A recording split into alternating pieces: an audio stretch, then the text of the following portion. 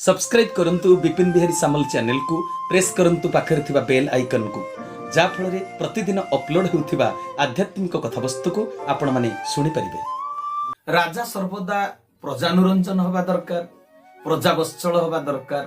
जेमिति पुओ प्रति बाप हृदय रे गोटे भल पाइबार ममता, सेमिति राजांक भितर प्रजा मानक प्रति सेही भावनाटा रहिबा उचित। राजा केबे एक पाखिया विचारधारा दबा उचित नुह, माने एक आखिया कोणा न होई राजांक भितर द्विपाक्षिक विचारधारा रहिबा उचित बोली एटा मु मने करूची। तबे आपनको दृष्टिभंगी रे राजनीतिर संज्ञा कोन? मो दृष्टि रे राजनीति कोन पचारले, मोर दृष्टिकोण प्रकृत दृष्टि की सेटा कथा नुहे। आमे समस्ते भगवानंकर दृष्टिभंगी को ग्रहण करबा दरकार। ईश्वर जो आदर्श हमको शिक्षा दैछन्ती, राजनीतिटा मध्य भगवानकर सृष्टि। राजा न रहिले राज्य रे अराजकता सृष्टि हुए, प्रजा माने विशृंखलित होई जिवे, स्वेच्छाचारी होई जिवे, नीतिहीन भी होई जिवे। तेणु श्रृंखलित भाव में राज्य परिचालना पाई जो नीति अवलंबन करा जाए ताकू वास्तव में कहा जाए राजनीति। आपण जेहेतु आपण माने मोर गुरु भाई, मु सेति पई कहूची ठाकुर 41 नंबर चरम देखिबे केशव केवल कणिकारे कहिसंती, राजयोगरु राजनीति। जनक सनक आदि महर्षि माने राजनीति रे थाई आध्यात्मिक नीति प्रचार प्रसार करुथिले। वर्तमान राजनीति रे कलुष बा दुर्नीति प्रवेश करने फलरू देश और समाज रे नाना विशृंखलित माने परिस्थितिटा सृष्टि होउची। वर्तमान समय अर्थर मोहिनी शक्ति द्वारा प्राय समस्ते बांधी ही जाइचंती। अर्थ सांग को विज्ञान चाकचक्य और धर्म प्रथ एटा एक सरल रेखारे गति करि पारु नाही। पूर्वे कौन होतला ना विज्ञान चाकचक्य नथिला, तेणु लोक माने धर्म और आध्यात्मिकता को चुमिकिरी रही पारुथिले। अतीत से लोक मानकर मनोवृत्तिटा सेही भली थिला। राजनीतिटा किछि खराब कथा नुहे, सेटा खराब आचरण भी नुहे, सेटा ईश्वर कृत। ईश्वरंक कृत एटा संसार परिचालनार गोटे व्यवस्था। ठाकुरंक इच्छा बिना गछर पत्र हले नाही। तेबे राजनीति कोन भगवानक इच्छार बाहरे कि? राजनीति अतीत रे थिला, एबे भी अछि, केवल परिचालनार ढंगटा बदली जाइछि। राजतंत्र शासनर अवसान होई प्रजातंत्र बा गणतंत्र शासन व्यवस्था आसीबाटा ठाकुरंक इच्छा कि नुहे? आपण माने कहिले ठाकुरंक इच्छा कि नुहे? हां, सेटा ठाकुरंक इच्छा।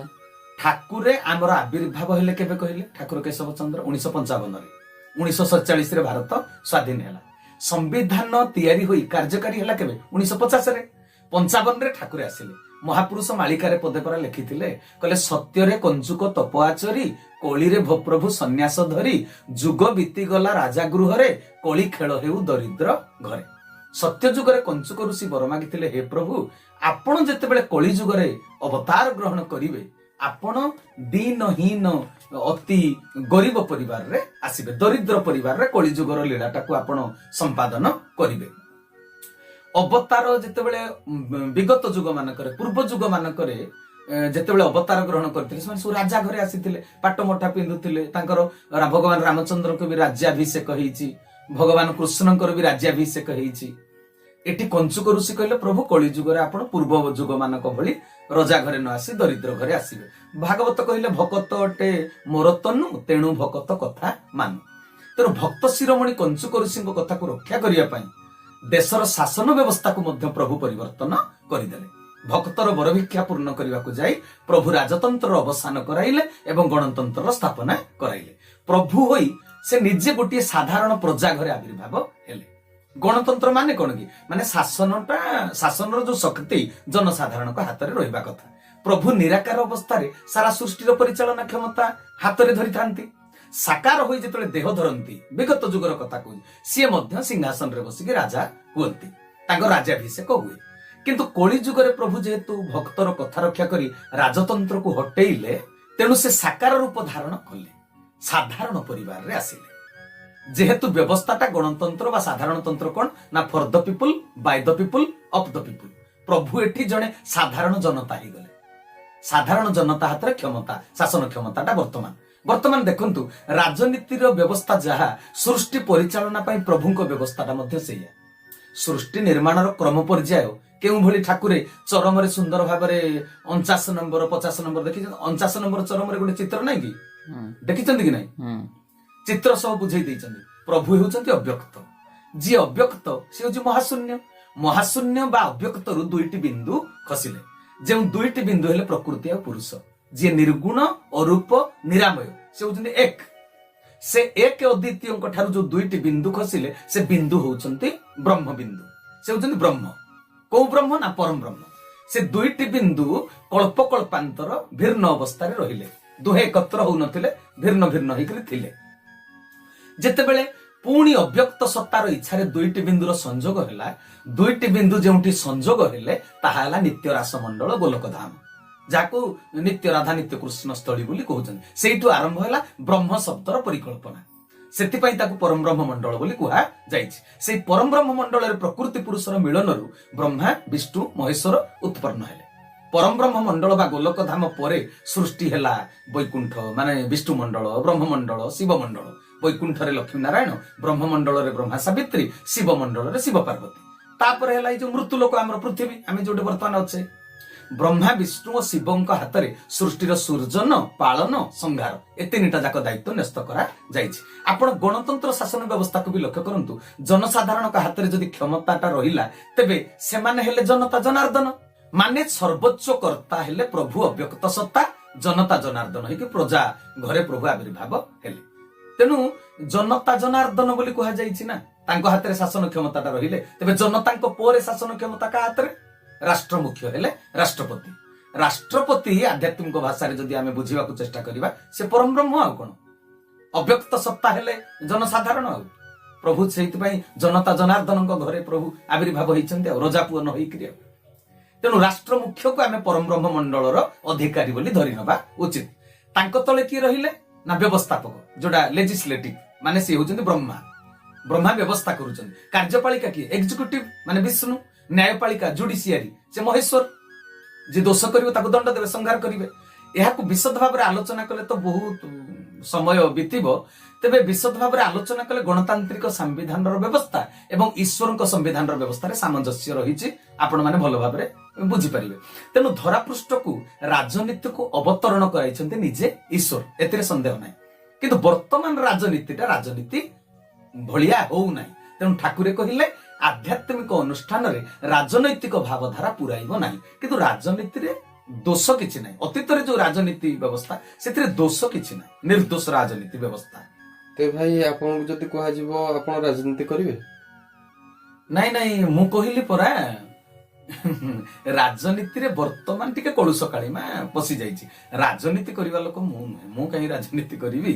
ଆପଣ କଥାଟା ଠିକ ଅବଶ୍ୟ ଗୋଟେ ଦୃଷ୍ଟିକୋଣରୁ ପଚାରିଛନ୍ତି, କିନ୍ତୁ ବାସ୍ତବରେ ମତେ କୁହନ୍ତୁ, ଆମେ ବୋତଲରେ ରଖିବା ତେଲ ନା ଜଗରେ ରଖିବା ତେଲ? ବୋତଲରେ ରଖିବା ନା ଜଗରେ ପାଣି ରଖାଯିବ। ବସ୍ତାରେ ଚାଉଳ ରଖିବା, ବସ୍ତାରେ ଆମେ ଚାଉଳ ରଖିବା କି ବୋତଲରେ ଚାଉଳ ରଖିବା? ବସ୍ତାରେ ଚାଉଳ ରଖିବା ନା। ତେଣୁ ଭଗବାନ ଯାହାକୁ ଯୋଉ ପାତ୍ର ସଜେଇଛନ୍ତି ସେ ସେଇ କାମରେ ଲାଗିବ। ଆମେ ରାଜନୀତି ଆମ ଦ୍ୱାରା ସେଟା ହବ ନାହିଁ। କିନ୍ତୁ ରାଜନୀତି ଯେ ଖରାପ ଏ କଥା ଆମେ କହିପାରିବା ନାହିଁ। ବୁଝିପାରୁଛନ୍ତି ନା କଥାଟା? ବର୍ତ୍ତମାନ ରାଜାନୁଗତ ଧର୍ମ ହେଇ ଯାଇଛି। ଭାରତୀୟ ସଂସ୍କୃତିରେ ରାଜା ଧର୍ମର ଆନୁଗତ୍ୟ ସ୍ୱୀକାର କରି ଶାସନ କରୁଥିଲେ, ପ୍ରଜା ପାଳନ କରୁଥିଲେ। ଅତୀତରେ ଧର୍ମ ଯଦି ରାଜାର ଆନୁଗତ୍ୟ ହେଇଯିବ, ତେବେ ପ୍ରଜାମାନେ ଆଉ ସୁଖ ପାଇବେ କେମିତି? ପ୍ରଜା ପୀଡା ପାଇବେ, ଅତ୍ୟାଚାରିତ ହେବେ। ରାଜନୀତି ଶବ୍ଦଟିକୁ ଭଲ ଭାବରେ ବୁଝନ୍ତୁ ଆପଣ। ଆମେ ରାଜନୀତି ଶବ୍ଦକୁ ଇଂରାଜୀରେ ପଲିଟିକ୍ସ ବୋଲି କହୁଛନ୍ତି। ଯେମିତି ସ୍କୁଲର ପ୍ରକୃତ ଅର୍ଥ ବିଦ୍ୟାଳୟ ନୁହେଁ, ଶିକ୍ଷାଳୟ। କାରଣ ଶାସ୍ତ୍ର କହିଲେ ସା ବିଦ୍ୟା ଯା ବିମୁକ୍ତ। ବର୍ତ୍ତମାନର ଶିକ୍ଷାନୁଷ୍ଠାନରେ ମୁକ୍ତି ପ୍ରଦାନକାରୀ ବିଦ୍ୟା ଅର୍ଜନ କରାଯାଉଛି କି? ଶିକ୍ଷା ବିଦ୍ୟା ଦିଆଯାଉଛି କି? ସ୍କୁଲର ଅର୍ଥ ବିଦ୍ୟାଳୟ ନୁହେଁ, ସ୍କୁଲର ଅର୍ଥ ହଉଛି ଶିକ୍ଷାଳୟ। ଏଇ ମର୍ମରେ ପଲିଟିକ୍ସ ରାଜନୀତି ନୁହେଁ। ରାଜ କହିଲେ ତ ଉତ୍ତମ, ଶ୍ରେଷ୍ଠ। ଯେମିତି ମିସ୍ତ୍ରୀ ମାନଙ୍କ ଭିତରେ ରାଜମିସ୍ତ୍ରୀ, ରାଣୀ ମାନଙ୍କ ଭିତରେ ପାଟରାଣୀ। ତେଣୁ ରାଜନୀତି କହିଲେ ଶ୍ରେଷ୍ଠ ନୀତି ବା ଉତ୍ତମ ନୀତି। ରାଜ୍ୟର ମୁଖ୍ୟ କିଏ? ରାଜା। ରାଜା ଅବଲମ୍ବନ କରୁଥିବା ନୀତି ହେଉଛି ରାଜନୀତି। ନୀତି କଣ କି? ଯେଉଁ ବିଚାରଧାରାକୁ ଆଚରଣ କରି ରାଜା ପ୍ରଜାମାନଙ୍କୁ ସୁଖ ପ୍ରଦାନ କରିବେ। ପ୍ରଜାମାନଙ୍କ ପାଇଁ ରାଜା ସିଂହାସନରେ ବସିଛନ୍ତି କି ନାହିଁ ମତେ କୁହନ୍ତୁ? ଯାହା ପାଇଁ ସିଂହାସନରେ ସେ ଅଧିଷ୍ଠିତ, ସେଇମାନଙ୍କ ପାଇଁ, ସେମାନଙ୍କୁ ସୁଖ ଶାନ୍ତି ଆନନ୍ଦ ଦେବା ପାଇଁ ଯେଉଁ ଉପାୟଟା ସେ ଅବଲମ୍ବନ କରିବେ ବା କୌଶଳ ପ୍ରୟୋଗ କରିବେ, ଯୋଉ ବିଚାରଧାରା ଉପଯୋଗ କରିବେ, ତାହା ହେଉଛି ନୀତି। ନ୍ୟାୟ, ଧର୍ମ ଓ ସତ୍ୟ ଉପରେ ପର୍ଯ୍ୟବେସିତ ବିଚାରଧାରାକୁ ନୀତି ବୋଲି କୁହାଯାଏ। ଯାହା ନ୍ୟାୟ ଧର୍ମ ଓ ସତ୍ୟର ବିପରୀତ ବିଚାରଧାରା ତାହା ନୀତି ନୁହେଁ ବରଂ ଅନୀତି ଦୁର୍ନୀତି। ତେଣୁ ଯିଏ ରାଜଗାଦିରେ ବସିବ ସେ ନ୍ୟାୟବନ୍ତ ଧର୍ମପରାୟଣ ସତ୍ୟବାଦୀ ହେବା ନିହାତି ଦରକାର। ରାଜା ମାତୃଭୂମି ପ୍ରତି ନିଷ୍ଠାବାନ, ପ୍ରଜାମାନଙ୍କ ପ୍ରତି ସନ୍ତାନବତ୍ସଳ, ପିତା ପରି ନିହାତି ହେବା ଦରକାର। ମୋଟାମୋଟି ଭାବରେ ରାଜା ନୈତିକତାର ଏକ ଦିବ୍ୟ ମୂର୍ତ୍ତି ହେବା ଉଚିତ। ରାଜା ହେଉଛନ୍ତି ଈଶ୍ୱରଙ୍କର ଯେହେତୁ ପ୍ରତିନିଧି, ରାଜା ହେଉଛନ୍ତି ଈଶ୍ୱରଙ୍କର ପ୍ରତିନିଧି। ପ୍ରତିନିଧି ସର୍ବଦା ମାଲିକର ଆଦର୍ଶକୁ ରକ୍ଷା କରିବା ଉଚିତ। ଈଶ୍ୱରଙ୍କ ନୀତି ହେଉଛି ଶ୍ରେଷ୍ଠ ନୀତି ବା ରାଜନୀତି। ଈଶ୍ୱରଙ୍କର ଆଦର୍ଶ ଭୋଗ ନୁହେଁ ତ୍ୟାଗ। ପ୍ରଜାମାନଙ୍କ ସୁଖ ସୁବିଧା ପାଇଁ, ସନ୍ତୁଷ୍ଟତା ପାଇଁ ଯିଏ ନିଜ ସୁଖ ସୁବିଧାକୁ ତ୍ୟାଗ କରିପାରେ ସେ ହେଉଛି ପ୍ରକୃତ ରାଜା, ଆଉ ସିଏ ବି ରାଜନୀତି କରିବା ପାଇଁ ଯୋଗ୍ୟ। ସେମିତି ରାଜା ବର୍ତ୍ତମାନ ପୃଥିବୀରେ ଅଛନ୍ତି ବୋଲି ଆପଣମାନେ ବିଚାର କରନ୍ତୁ, ମୋର ବିଚାର କରିବାର ନାହିଁ। ତେଣୁ ରାଜନୀତି ଯାହା ପଲିଟିକ୍ସ ତାହା ହେଇପାରିବ ନାହିଁ। ହଁ, ଅଭିଧାନରେ ପଲିଟିକ୍ସର ଅର୍ଥ ରାଜନୀତି ବୋଲି ଲେଖା ହେଇଛି। ଜଣକୁ ଆସନରୁ ଉଠାଇ ସେଇ ଆସନରେ ନିଜେ ବସିବା ରାଜନୀତି କେବେ ତାକୁ କୁହାଯାଉନି, କୂଟନୀତି, ଷଡଯନ୍ତ୍ର। ତେଣୁ ପଲିଟିକ୍ସ ହେଉଛି ଧୂର୍ତ୍ତ ବୁଦ୍ଧି। ଷଡଯନ୍ତ୍ର ମଧ୍ୟ ଈଶ୍ୱରଙ୍କର ପ୍ରଦତ୍ତ ଏକ କଳା କୌଶଳ। ତାହା ଦରକାର ବୋଲି ଈଶ୍ୱର ତାକୁ ସୃଷ୍ଟି କରିଛନ୍ତି। ଷଡଯନ୍ତ୍ରକୁ କେଉଁଠି ପ୍ରୟୋଗ କରାଯିବ ତାର ମଧ୍ୟ ସୂତ୍ର ଅଛି, ସ୍ଥାନ କାଳ ପାତ୍ର। ଈଶ୍ୱର ଯାହା କରନ୍ତି ପ୍ରାଣୀର ମଙ୍ଗଳ ପାଇଁ, ତେଣୁ ଷଡଯନ୍ତ୍ରକୁ ମଙ୍ଗଳ କାର୍ଯ୍ୟରେ ଲଗାଇବା ଦରକାର। ଯେଉଁଠି ରାଜା ଅନ୍ୟାୟ କରୁଛନ୍ତି, ପ୍ରଜାମାନଙ୍କର ଦୁଃଖର କାରଣ ସାଜିଛନ୍ତି, ସେଠି ଷଡଯନ୍ତ୍ର ପ୍ରୟୋଗ କରି ସେ ଦୁର୍ନୀତିଗ୍ରସ୍ତ ରାଜାକୁ ରାଜଗାଦିରୁ ଉଠେଇବାଟା ନିହାତି ଦରକାର। ଯିଏ ଅତ୍ୟାଚାରୀ, ଭ୍ରଷ୍ଟାଚାରୀ, ସେ ରାଜାକୁ ଗାଦିଚ୍ୟୁତ କରିବା ହେଉଛି ମଙ୍ଗଳକର କାର୍ଯ୍ୟ। ତେବେ କୁହନ୍ତୁ, ରାଜନୀତି କାହା ପାଇଁ ଉଦ୍ଦିଷ୍ଟ ଆଉ କୂଟନୀତି କାହା ପାଇଁ ଉଦ୍ଦିଷ୍ଟ? ରାଜା ଜନକ, ଠାକୁର କହିଲେନି କି ମୁଁ 41 ନମ୍ବର ଚରମର ଯୋଉ କଥା କହୁଥିଲି, ରାଜା ଜନକ କରୁଥିଲେ ରାଜନୀତି। ତାଙ୍କ ଭିତରେ କାହା ପ୍ରତି ରୋଷ ନଥିଲା, ସମଦୃଷ୍ଟି ସମ୍ପନ୍ନ ଥିଲେ। ରୋଷ ନଥିବାରୁ ସେ ଋଷି, ପୁଣି ରାଜଗାଦିରେ ବସି ଶାସନ କରୁଥିବାରୁ ରାଜା। ରାଜା ଆଉ ଋଷି ମାନେ ରାଜର୍ଷି। ଜନକ ଥିଲେ ରାଜର୍ଷି। ରାଜନୀତି ବା ଶ୍ରେଷ୍ଠ ନୀତି ଅବଲମ୍ବନ କରି ସେମାନେ ପ୍ରଜା ପାଳନ କରୁଥିଲେ। ଆଉ କିନ୍ତୁ ଏ କଳିଯୁଗ କଥା ଦେଖ, କିଛି ବର୍ଷ ତଳର କଥା, ମଗଧର ରାଜା ମହାପଦ୍ମ ନନ୍ଦ ପ୍ରଜାମାନଙ୍କୁ ଅତ୍ୟାଚାର କରୁଥିବାରୁ, ବିଳାସ ବ୍ୟସନରେ ମାତି ରହିଥିବାରୁ କୂଟନୀତି ପ୍ରୟୋଗ କରି ରାଜଗାଦିରୁ ହଟାଇ ଚନ୍ଦ୍ରଗୁପ୍ତକୁ ବସେଇଲେ ସିଂହାସନରେ। କିଏ? ଚାଣକ୍ୟ। ତେଣୁ ରାଜନୀତି କଣ, କୂଟନୀତି କଣ, ଏ ଦିଟା ଯାକ ନ ଜାଣିଲେ, ତାର ପ୍ରୟୋଗ ବିଧି ନ ଜାଣିଲେ ଉତ୍ତମ ରାଷ୍ଟ୍ର ନିର୍ମାଣ ହୋଇପାରିବ ନାହିଁ। ରାଜା କେମିତି ହବା ଦରକାର, ରାଜ୍ୟ କେମିତି ହବା ଦରକାର, ତାର ଆଦର୍ଶକୁ କେହି ବର୍ତ୍ତମାନ ପାଳନ କରୁ ନାହାନ୍ତି। ଭାରତରେ ଯାହା ବ୍ୟବସ୍ଥା କରାଯାଏ ତାହା ଏକ ଆଦର୍ଶର ଭିତ୍ତିଭୂମି ଉପରେ ପ୍ରତିଷ୍ଠା କରାଯାଏ। ହେଲେ ମଣିଷ ସ୍ୱାର୍ଥପର ହେଇ ଆଦର୍ଶକୁ ଭୁଲି ଯାଉଛି। ଏବେ କୂଟନୀତି ବି ଦରକାର, ରାଜନୀତି ବି ଦରକାର, ତାର ଅର୍ଥ ବୁଝିବା ଦରକାର। ନନ୍ଦିନୀ ଶତପଥୀ ଆମର ଯିଏ ଓଡିଶାର ପ୍ରଥମ ମହିଳା ମୁଖ୍ୟମନ୍ତ୍ରୀ, ସେ ତାଙ୍କର ଗୋଟେ ଗଳ୍ପ ଲେଖିନଥିଲେ କି କାଳର କପଳ ତଳେ? ସେଠି ଷଡଯନ୍ତ୍ରକୁ ପ୍ରାଧାନ୍ୟତା ଦିଆଯାଇଛି, ଆପଣ ମାନେ ଦେଖିବେ। ତେଣୁ କଥା କଣ କି, ଭାରତର ଯୋଉ ରାଜନୀତି ବ୍ୟବସ୍ଥାଟା ଗୋଟେ ମଙ୍ଗଳକର ବ୍ୟବସ୍ଥା, ସେଟାକୁ ବୁଝିବା ଦରକାର। ଯୋଉ ଆଦର୍ଶର ଭିତ୍ତିଭୂମି ଉପରେ ସେଥିରେ ପ୍ରତିଷ୍ଠା କରାଯାଇଛି। ମଣିଷ ସ୍ୱାର୍ଥପର ହେଇଯିବାର ଆଦର୍ଶକୁ ଭୁଲି ଯାଉଛି, ଅନ୍ୟକୁ କେବଳ ଆଦର୍ଶ ଶିକ୍ଷା ଦଉଛି, ଆଦେଶ ଦଉଛି, ଆଦର୍ଶ ପାଳନ କରୁନି। ବର୍ତ୍ତମାନ ମଣିଷ ଇଏ ଆଦର୍ଶ ରକ୍ଷା କରୁନି, ବରଂ ଆଦେଶ ଦଉଛି। 1947 ମସିହାରେ ଭାରତ ସ୍ୱାଧୀନ ହେବା ପରେ 1950ରେ ଯେତେବେଳେ ସମ୍ବିଧାନ କାର୍ଯ୍ୟକାରୀ ହେଲା, ତାର କପି ଉପରେ କଣ ଲେଖା ଯାଇଥିଲା ଆପଣଙ୍କର ମନେ ଅଛି କି? ପୁଣି ତଳେ ଗୋଟେ ଚିତ୍ର ଥିଲା, ଡକ୍ଟର B.R. ଆମ୍ବେଦକରଙ୍କର ହସ୍ତାକ୍ଷରରେ ତାହା ଲେଖା ଯାଇଥିଲା। ସମସ୍ତ ସମ୍ବିଧାନ ନିର୍ମାତାଙ୍କର ହସ୍ତାକ୍ଷର ମଧ୍ୟ ସେଥିରେ ଥିଲା। ତା ଉପରେ ଲେଖା ଯାଇଥିଲା କନଷ୍ଟିଚ୍ୟୁସନ ଅଫ ଇଣ୍ଡିଆ, ମାନେ ଭାରତୀୟ ସମ୍ବିଧାନ। ତା ତଳେ ଥିଲା ଯୋଉ ଚିତ୍ରଟା, ସେ ଥିଲା ରାମ ଦରବାର। ରାଷ୍ଟ୍ରର ଶାସକ ରାଜା ରାମଚନ୍ଦ୍ରଙ୍କ ପରି ହେବା ଉଚିତ ବୋଲି ସେଥିରେ ସେଇଥିପାଇଁ ରାମ ଦରବାରର ଚିତ୍ରଟା ଥିଲା। ମହାତ୍ମା ଗାନ୍ଧୀ ତେଣୁ ରାମରାଜ୍ୟର ପରିକଳ୍ପନା କରିଥିଲେ ବୋଲି କୁହାଯାଏ। ତେବେ ବାସ୍ତବରେ ଆମର ଭାରତୀୟ ସଂସ୍କୃତିଟା କେତେ ମହାନ ପରମ୍ପରା, ଆମ ପୁରାଣକୁ, ଆମ ସଂସ୍କୃତିକୁ କେମିତି ସେଥିରେ ମାନ୍ୟତା ଦିଆଯାଇଥିଲା।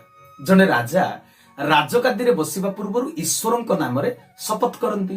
ଆମର ଯୋଉ ଅତୀତରେ ରାଜ୍ୟ ଅଭିଷେକର ଗୋଟେ ସଂସ୍କାର ବିଧି ଯୋଉ ଥିଲା, ରାଜା ହଉଛନ୍ତି ଈଶ୍ୱରଙ୍କର ପ୍ରତିନିଧି, ଈଶ୍ୱର ହଉଛନ୍ତି ପରମ ପବିତ୍ର। ତେଣୁ ପ୍ରଜାପାଳକ ଆସନରେ ବସିବା ପୂର୍ବରୁ ବ୍ୟକ୍ତିକୁ ପବିତ୍ର କରାଯାଏ, ସ୍ନାନ କରାଯାଏ। 7ଟି ପବିତ୍ର ନଦୀ ଜଳରେ ଯୁବରାଜକୁ ସ୍ନାନ କରାଯାଏ। ଆଖପାଖ ରାଜ୍ୟର ରାଜାମାନେ ବହୁତ ପ୍ରକାର ଉପହାର ନେଇକରି ତାଙ୍କ ପାଇଁ ଆସନ୍ତି। ଯିଏ ରାଜମାତା ଥିବେ, ଦୁଧ, ଦହି, ଘିଅ, ମହୁ, ପଞ୍ଚାମୃତରେ ତାଙ୍କୁ ସ୍ନାନ କରେଇବେ। ଯେହେତୁ ଭଗବାନଙ୍କର ସେ ପ୍ରତିନିଧି, ଭଗବାନଙ୍କ ଭଳି ତାଙ୍କୁ ଅଭିଷେକ କରାଯାଉଥିଲା। ସିଂହାସନରେ ଯେତେବେଳେ ସେ ବସିବେ, ରାଜପୁରୋହିତ ନୂଆ ରାଜାକୁ ଏକ ସୁନାର ଦଣ୍ଡ ବାଡିଟେ ଧରେଇ ଦେବେ ଏବଂ କହିବେ ଈଶ୍ୱରଙ୍କର ଆପଣ ପ୍ରତିନିଧି, କର୍ମ ଅନୁସାରେ ଈଶ୍ୱର ଯେମିତି ଜୀବକୁ ଦଣ୍ଡ ବିଧାନ କରନ୍ତି, ଆପଣ ରାଜଶାସନ ଯେହେତୁ ଆପଣଙ୍କୁ ଦିଆଗଲା ରାଜଛତ୍ର, ଆପଣଙ୍କୁ ଶାସନ ଦଣ୍ଡ ହାତରେ ଧରାଇ ଦିଆଗଲା। ଆପଣ ଏବେ ଶାସନ ଦଣ୍ଡକୁ ହାତରେ ଧରିଲେ, ସମସ୍ତ ପ୍ରଜାମାନଙ୍କୁ ଦଣ୍ଡ ଦେବାର କ୍ଷମତା ଆପଣଙ୍କୁ ନ୍ୟସ୍ତ କରାଗଲା।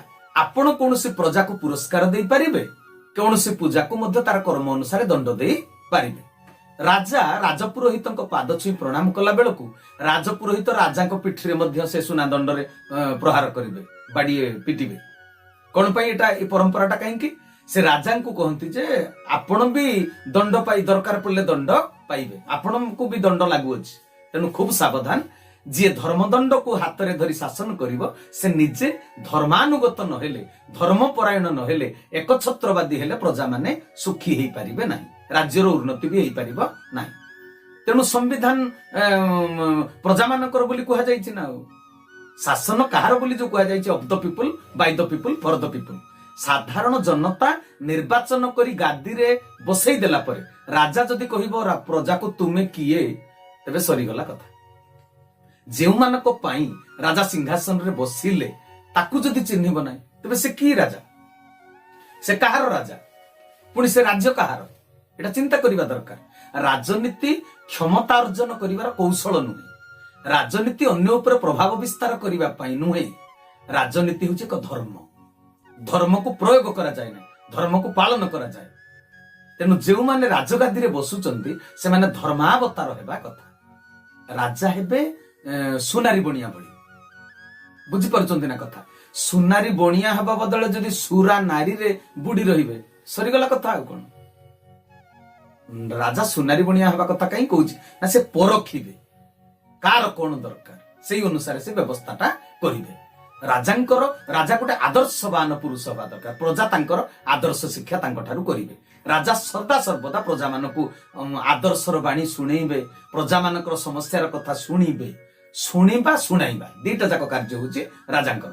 ରାଜା ଯଦି ରାଜଗାଦିରେ ଆସୀନ ହେବା ପରେ ପ୍ରଜାଙ୍କୁ ହିଁ ଅଜ୍ଞାନ କରିବେ, ପ୍ରଜାର କଥା ନ ଶୁଣିବେ, ତେବେ ତାଙ୍କୁ ରାଜା କୁହାଯିବ ନାହିଁ। ରାଜାର ପ୍ରତିଶ୍ରୁତି କେବେ ପ୍ରତାରଣାରେ ପରିଣତ ହେବା ଉଚିତ ନୁହେଁ। ରାଜଗାଦିରେ ବସିବାର ଯେତେବେଳେ ଚେଷ୍ଟା ଚାଲିଥିବ, ସେତେବେଳେ ଷଡ଼ଯନ୍ତ୍ର, କିଏ କାହାର ବିରୋଧ କରିପାରେ, ବିରୋଧୀ ହେଇପାରେ, ହେଲେ ଗାଦିରେ ବସି ସାରିଲା ପରେ ସେ କେଉଁ ଦଳର ନୁହେଁ, ସେ ସମସ୍ତଙ୍କର ରାଜା, ସମସ୍ତେ ତାଙ୍କର ପ୍ରଜା। ଏଇ ଯୋଉ ବିଚାରଧାରା, ଏଇଟା ହଉଛି ଈଶ୍ୱରଙ୍କର ଆଦର୍ଶ। ଈଶ୍ୱର ସମସ୍ତଙ୍କର, ରାଜା ସେମିତି ସମସ୍ତଙ୍କର। ଜଣେ ରାଜା ପାଇଁ କେହି ଶତ୍ରୁ ନୁହନ୍ତି ବା କେହି ମିତ୍ର ନୁହନ୍ତି, ସମସ୍ତେ ସମାନ, ସମସ୍ତଙ୍କ ପାଇଁ ସେ ଈଶ୍ୱରଙ୍କ ସଦୃଶ। ଏହା ହେଉଛି ରାଜଧର୍ମ, ଏହା ହେଉଛି ରାଜନୀତି, ଏହା ହେଉଛି ମଧ୍ୟ ଶ୍ରେଷ୍ଠ ନୀତି। ପାଣ୍ଡବ ଓ କୌରବ ମାନେ ଦିନରେ ଶତ୍ରୁ ଭାବରେ ଯୁଦ୍ଧ କରୁଥିଲେ, ରାତିରେ ବଡ ବାପା ପୁଅ, ସାନ ବାପା ପୁଅ, ବବା ପୁଅ, କକା ପୁଅ, ଏମାନେ କଥାବାର୍ତ୍ତା ହଉଥିଲେ ବି ଏକାଠି ବସିକିରି। ଏହା ହେଉଛି ସେତେବେଳର ରାଜନୀତି। ପ୍ରଜାମାନଙ୍କର କଠୋର କଥାକୁ ଶୁଣି ଯୋଉ ରାଜା ହସି ପାରୁଥିବ, ସେ ପ୍ରକୃତରେ ରାଜା। ରାଜା ସଦାସର୍ବଦା ସାଧୁସନ୍ଥଙ୍କୁ ଭକ୍ତି କରିବା ଉଚିତ, ସମ୍ମାନ ଦେବା ଉଚିତ, ସତସଙ୍ଗର ପରିବେଶ ସୃଷ୍ଟି କରିବା ଉଚିତ। ରାଜାର ରାଜଦରବାର ପ୍ରଜା ପାଇଁ ପ୍ରତିକ୍ଷଣ ଖୋଲା ରହିବା ଦରକାର। 2000 ବର୍ଷ ଗୋଟେ ପୁରାତନ ଆମର କାଳିଦାସଙ୍କ ରଚିତ ଅଭିଜ୍ଞାନ ଶାକୁନ୍ତଳମ୍, ଆପଣମାନେ ଯଦି ସାଂସ୍କ୍ରିଟ ଥିବ, ଆଇଏ ପଢିଲା ବେଳକୁ, ବିଏ ପଢିଲା ବେଳକୁ ଆପଣ ଜାଣିଥିବେ, ସେତେବେଳେ ମଧ୍ୟ ସେଥିରେ ଗଣତନ୍ତ୍ରର ଆଦର୍ଶ କଥା ରଚନା କରାଯାଇଛି।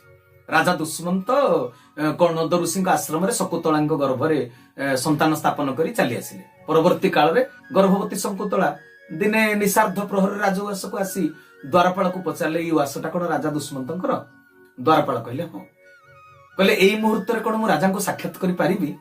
କହିଲେ ହଁ ନିଶ୍ଚୟ, କାରଣ ରାଜା ପ୍ରଜାନୁରଞ୍ଜନ, ସେ ତ ବସିଛନ୍ତି ରାଜଗାଦିରେ ପ୍ରଜାମାନଙ୍କ ପାଇଁ ନା। ତେଣୁ ରାଜା ଦୁଷ୍ମନ୍ତ ଯେହେତୁ ପ୍ରଜାନୁରଞ୍ଜନ, ପ୍ରଜାର ଯଦି ସମସ୍ୟା ଅଛି, ତେବେ ରାଜା କେମିତି ସୁଖରେ ନିଦ୍ରା ଯାଇପାରିବେ? ଆପଣ ଘଣ୍ଟିଟା ବଜେଇ ଦିଅନ୍ତୁ, ରାଜା ଶଯ୍ୟା ତ୍ୟାଗ କରି କଥା ନିଶ୍ଚୟ ଶୁଣିବେ, ଏ ଭରସା ମୋର ଅଛି। ଭାଇ ଭଉଣୀ ମାନେ, ଏବେ ରାଜଗାଦିରେ ଆସୀନ ବ୍ୟକ୍ତିକୁ ଆପଣ ତାଙ୍କ ଚାମଚାଙ୍କର ସହାୟତା ବିନା ଦିନରେ ଦେଖା କରିପାରିବେ କି କୁହନ୍ତୁ? ରାତିରେ ଦେଖା କରିବା ଦୂରେ ଥାଉ। ସେତେବେଳେ ରାଜା ରାଜତନ୍ତ୍ର ଶାସନରେ ଥାଇ ମଧ୍ୟ ଗଣତନ୍ତ୍ରର ଆଦର୍ଶକୁ ରକ୍ଷା କରୁଥିଲେ। ଯେହେତୁ ଈଶ୍ୱରଙ୍କୁ ସେ ମାନୁଥିଲେ, ଈଶ୍ୱରଙ୍କ ପ୍ରତି ଭୟ ଥିଲା, ପାପ ପୁଣ୍ୟର ବିଚାରଧାରା ଥିଲା। ଏବେ ଗଣତନ୍ତ୍ର ଶାସନର ବ୍ୟବସ୍ଥା ଭିତରେ ଥାଇ ଶାସକ ମାନେ ରାଜତନ୍ତ୍ର କାଇଦାକୁ ଆପଣେଇ ନେଇଛନ୍ତି। ତେଣୁ ବର୍ତ୍ତମାନ ରାଜଧର୍ମ ପ୍ରାୟ କଳୁଷିତ କହିଲେ ଚଳେ। ତେଣୁ मते जो भाई पचारिदेले जे आपण राजनीति करिवे कि ठाकुरे कहले आध्यात्मिक अनुष्ठान रे जो माने अछथि से माने राजनीतिक भावधारा सेथिरे पोषण करिवा उचित नुहे तेणु मोर राजनीति करिवार नाही। राधानाथ राय पार्वती काव्य रे अहंकारी राजा कथा लिखिचंती जे इछंती दाम्भिके धरिबाकू हस्ते समस्तंक भाग्य डोरी निज भाग्य डोरी कालो हाते बंधा दियंती हेळे पासुरी। राजनीति रे जदि देश प्रेम थांता मानविकता थांता प्रजानुरंजन थांता तेबे जे केही सेथिरे माने आग्रह प्रकाश करिवे। राजनीति रे गोटे स्वतंत्र मर्यादा रहिछि। राम राज्यर व्यवस्था केमिति थिला गोटे उदाहरण देउछि सुनंतु। राम राज्य रे टैक्स केमिति देउथिले राजा माने सरकार। संत तुलसीदास कहले बरसत हरसत सब लखे करसत लखे ना कोई तुलसी प्रजा सौभाग्य से भूप भानु सम होई। कहले भगवान रामचंद्र थिले सूर्यवंशी तांको पाखरे सूर्यंकर आदर्शटा थिला। राजा सूर्यंक परि समदृष्टि संपन्न थिले। राम राज्य रे पुणी जो कहले कोन भूपु भानु राजा भानु बा सूर्य परि आदर्शवान थिले। प्रजा माने तेनु सौभाग्यवंत। कोन पाई राजा माने सौभाग्यवंत थिले ना राम राज्य रे प्रजा मानक ठारू केमिति कर व्यवस्था करा जायतिला कर केमिति निया जाउतिला सेटा होउची माने राम राज्य परिकल्पना काहेकि महात्मा गांधी करिथिले सेटा गोटे विशेष कथा सेतिरे लुचि रहिछि। राजा थिले राम थिले सूर्यंक परि। सूर्यंकर काम होला जल को बाष्पीभूत करी टाणी नेबा। जो बरसत हरसत सब लखे नई पोखरी समुद्र सबुठारु सूर्य पानी को हरण करूचंती। ग्लास रे थिबा पानी हांडी रे माठिया रे थिबा पानी सब को सूर्य इवन आम देह रे जो जलीय अंश अछि ताकू भी सूर्य किरण द्वारा से आकर्षण करी नउचंती। तबे से जो पानी टाकू नउचंती करंती कोन निज स्वार्थ रे विनियोग करंती नै। से बादल तयारी करंती तरल जल को एक गैसीय भंडार रे परिणत करंती। जेते बेले जेउठी दरकार सेही समय रे सेही स्थान रे वर्षा करी जल प्रदान करंती। पृथ्वीवासी हित रे से पानीटा लागे। वर्षा को देखी समस्ते खुशी हुंती। तेणु तुलसीदास कहले बरसत हर्षत सब लखे माने वर्षा हेले वर्षा को समस्ते देखी पारंती एवं हर्ष हुंती। हेले वर्षा पानी को केमिति को उपाय रे नेले सूर्य ताको कहीं देखी पारंती। वर्षा पानीटा माने दया करी पृथ्वी बाहरु की आनिकरी दान कले कि जेतले वर्षा हला ए पृथ्वी रे पानी को बाष्प करी नेले सूर्य तरल करी प्रदान कले। नई पोखरी समुद्र रु हांडी माठियारू सूर्य जेते बेले नेले पानी को केमिति नेले को उपाय रे नेले पानी को केते मात्रा रे टाणीले ताको कहीं देखि पारंती नाही। किंतु जेते बेले वर्षाटा हुए तुलसीदास कहले बरसत हरसत सब लखे करसत लखे ना कोई।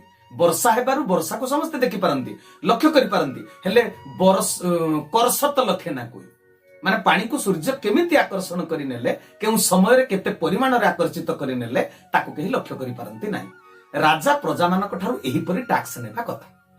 एमिति उपाय रे राजा टैक्स नेबे ताहा प्रजा मानकु बाधिबो नाही जणा पडिबो नाही जानि हेबो नाही। राजा जेते बेले देशर उन्नति पई काम करिवे सेही पैसा रे जोटा कर टैक्स आकार नेबे ताहा समस्त देखि कि खुशी हेबे धन्यवाद जणैबे कृतज्ञता अर्पण करिवे। विद्यालयटे खोला गला डाक्तरखानाटे खोला गला नदी रे गोटे बड़ ब्रिज टे हला जीवा आसीबा सुविधा पाई बात्या आश्रय स्थलटे मनकर तयारी करा गला। राजांकर ई जनमंगल कार्यर परिणति को देखि प्रजा माने समस्त खुशी हुंती। किंतु प्रजा जानि पारंती नाही जे ए सब तांकरी टंकारे तयारी हला बोली। कारण बाहर टंका आनिकरी जे राजगादी रे शासन गादी रे जे बसिले से तांको घरु पैसा आनिके एटा करिसंती कि जनमंगल कार्य एई प्रजा मानकटू टैक्स आकार से नेइकरी कामटा कले। एबे प्रति मुहूर्त रे आमे सरकार द्वारा विपर्यस्त होउचंती कि नाही कोंतु जणा पड़ी जाउनी टैक्स नबाटा। आज आलू केजी थिला 12 टंका आसंता काली हे गला 24 टंका 30 टंका 2 गुण रु अधिक होई गला। आज टमाटो केजी 25 टंका काली 75 टंका 3 गुणा बढ़ी गला। राम राज्यर मर्यादा ठी नष्ट होई गला। संविधान तळे जो राम दरबार रो चित्र थिला जोति पई से उद्देश्य आज पूर्ण होई पारु नाही। ए भारत होची प्रभु श्री रामंक राज्य। रामचरित रे उल्लेख अछि केउ जिनिस रे अधिक टैक्स लागिबा कथा केउथिरे कम लागिबो सेटा भी से लिखि दैचंदी। कहले मणि माणिक्य महंगे किए सहज तृण जल नाज तुलसी सोई जानिए राम गरीब राज। जेउ माने धनिक श्रेणी रो लोक से माने सुना हीरा रो अलंकार पिंदिबे तेनु सुना रूपा हीरा आदि अलंकार रे अधिक टैक्स लागिबा कथा। राम राज्य रे अलंकार रो मूल्य अधिक थिला सस्ता नथिला। किंतु सस्ताटा कोन थिला कहले तृण जल नाज पशुंक खाद्य तृण घास एगुडाक सस्ता जल पाई पैसा पड़ू नथिला शस्यर रेट खूब कम थिला जोड़ा आमर कोन चाउल बिरी हरड गहम मुग एगुड़ाक कम थिला जने लक्षे टंका दरमा पाउची से आलू केजी 25 टंका किणुची जने दिन मजूरियार दिन जाकर रोजगार होची 300 टंका से आलू केजी जदि किणिबो 25 टंका परिणतिटा कोन हबो गरीब सबुदिने गरीब ही रहिबो धनी सबुदिने धनी होई करथिबो अन्य पाखे कुकुर को हाड़ खंडे देखैला बळी गरीब गुरुआंक पई प्रोत्साहन द्रव्य आजिकाली सरकार बहुत जोगौचंती राजार कर्तव्य होला कृषि स्वास्थ्य एवं शिक्षा पई सार्वजनीन विकासमुखी व्यवस्था प्रणयन करिवे कौनसी निर्दिष्ट वर्गर मनीष पई किछि देई दृष्टि आकर्षण करबा होची स्वार्थपरतार कथा साम्यवाद सेतिरे नष्ट होई जाय प्रजा मानक भितरे एकता सेतिरे रहिबो नाही कैटेगोरी हिजिबे विभिन्न वर्गरे नागरिक भाग भाग हिजिबे एथिरे देशर उन्नति हेबो नाही राजगादी रे बसुतवा स्वार्थपर लोकर व्यक्तिगत भौतिक उन्नतिटा हेजिबो से उन्नतिटा वास्तव उन्नति नुहे सेथिरे से नरकगामी हेबे काहाकू ठकीबा एटा केबे राजधर्म नुहे कि राजनीति नुहे समस्तंकर कल्याण कामना करिवाटा होची राजनीति ईश्वरंकर आदर्श खाद्य आउ पानी बंचिबा पई अत्यावश्यक वस्तु जे दामिका गाड़ी चढ़िला से रोड टैक्स दौ हेले दिन मजूरिया पई टैक्स न रहिबा कथा खाद्य पानी सस्ता हेबा कथा जेउ जिनिस सार्वजनीन समस्तंक पई निहाती दरकार ताहा सस्ता थिला राम राज्य रे विलास व्यसन रो जिनिस ओएस आराम करिवार जिनिस महंगा थिला तेणु वर्तमान राजनीति रे धर्म नाही नैतिकता भी नाही 5 वर्षिया एटा गोटे चाकरी भलिया कथा रोजगार रो कर्म संस्थान जे थरे क्षमता को आसीगला तार आसंता 7 पुरुष पूरा लाल लाल हो जिवे राजा अन्यायी ही गले समस्त राजकर्मचारी मध्य नीतिहीन ही जानती अधर्म रे अर्थ रोजगार करने को लगी जानती एबे निजको निजे आपण माने पचारंतु आमे स्वाधीन होइचंती कि कौनसी कार्य पाई कौनसी ऑफिस को आपण गले दिनहीन होइकि गोड़ भांगी छिड़ा है कार्य हासिल पाई हाथ गुंजा लांच देवाक मध्य पड़िबो जे माने राजकर्मचारी लोभ मोह स्वार्थपरता एवं अहंकार रो श्रृंखल रु से माने पर्यंत स्वाधीन होई पारि नाहंती आउ साधारण जनता मध्य सी भी भय शंका असहायतारु मुक्त होई पारिनी समस्त बंधन रे पड़िछन